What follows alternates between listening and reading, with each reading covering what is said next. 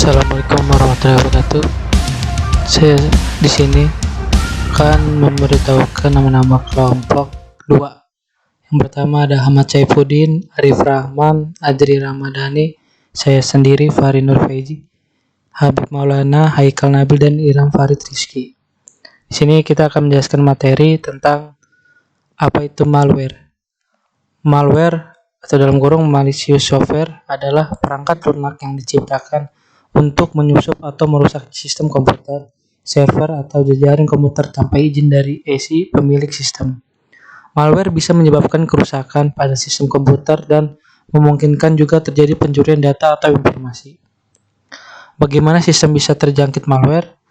Yang pertama itu mengunduh aplikasi dari sumber yang ilegal. Yang kedua itu menggunakan sambungan WiFi yang tidak aman. Yang ketiga membuka email mencurigakan. Yang keempat menggunakan perangkat dengan sistem yang rentan. Yang kelima menerima dan membalas pesan teks dan voicemail yang mencurigakan.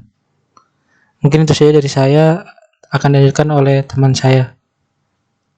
Selanjutnya yaitu adalah apa saja jenis malware. Yang pertama ada namanya virus adware. Virus yang masuk ke dalam komputer user dan membuka iklan di mana tanpa bisa dikendalikan. Yang kedua ada virus spyware.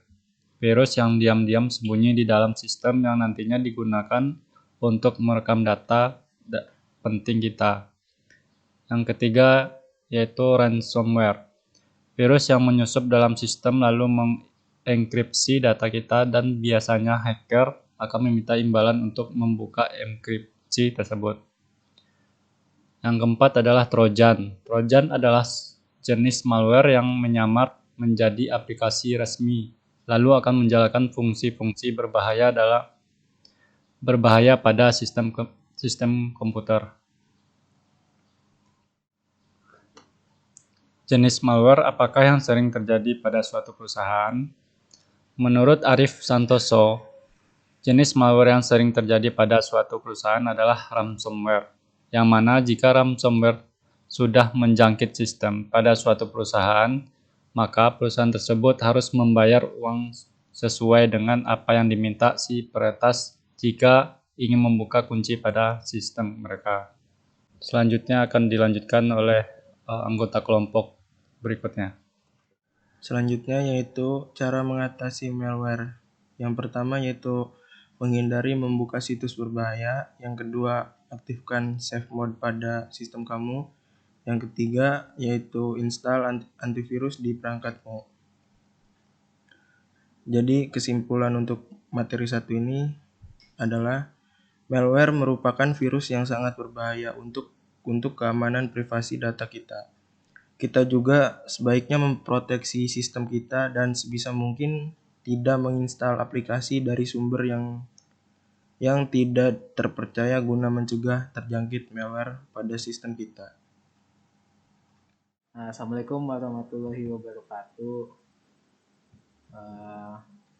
Saya akan melanjutkan presentasi dari kelompok 2 di materi yang kedua yaitu network security.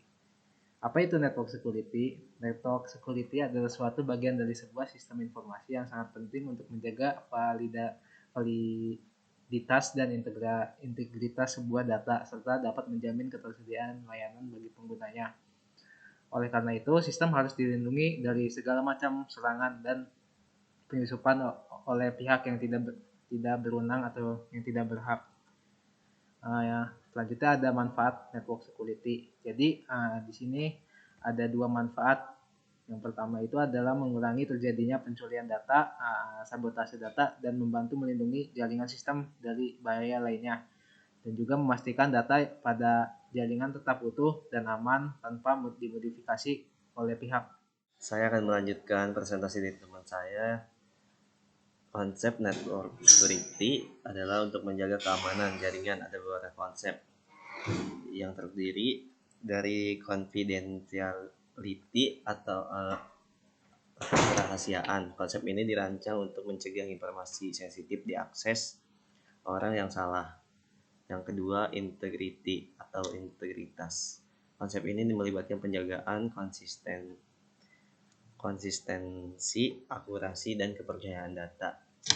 Dan availability atau ketersediaan, konsep yang memastikan bahwa yang ada di jaringan akan selalu tersedia saat dibutuhkan oleh orang yang memiliki akses. Selanjutnya itu ada jenis-jenis network security, itu ada 3. Yang pertama itu firewall, yaitu sebuah alat yang menjadi penghalang antara jaringan internal dan eksternalnya. Yang kedua itu ada antivirus dan anti malware. Jadi sebuah aplikasi anti malware biasanya tidak hanya digunakan untuk mencegah saja, namun bisa masuknya malware tapi menelusuri file yang sudah ada untuk memastikan bahwa semua file ini sudah aman. Dan yang ketiga itu, yang terakhir, ada email security. Sebuah jaringan email harus mempunyai network security yang kuat dan bagus dan aman. Biasanya email mempunyai software anti-spam untuk melindungi penggunanya atau usernya. Saya akan melanjutkan, dan yang terakhir ada kesimpulan. Dalam menjaga keamanan jaringan, diterapkan konsep atau hukum dasar yang biasa disebut dengan CIA, yaitu confidentiality, kerahasiaan, integrity, integritas, dan availability, ketersediaan. Kerahasiaan berhubungan dengan hak akses untuk membaca data atau informasi dan suatu sistem komputer. Dalam hal ini, suatu sistem komputer dapat dikatakan aman jika suatu data atau informasi hanya dapat dibaca oleh pihak yang telah diberi hak atau wewenang secara ilegal. Sekian dari kelompok kami, kurang lebihnya mohon maaf. Wassalamualaikum warahmatullahi wabarakatuh.